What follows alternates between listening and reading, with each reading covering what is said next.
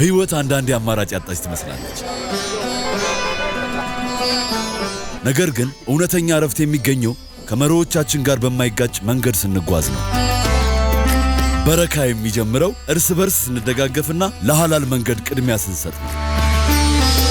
አሚጎስ አይላ የህልም መሳኪያ መንገዶችን ያቃልላል።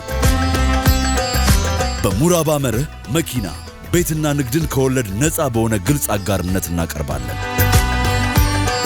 በአይላ የቁጠባና የብድር አገልግሎት ያለምንም የቆይታ ጊዜ ብድር ያገኛሉ።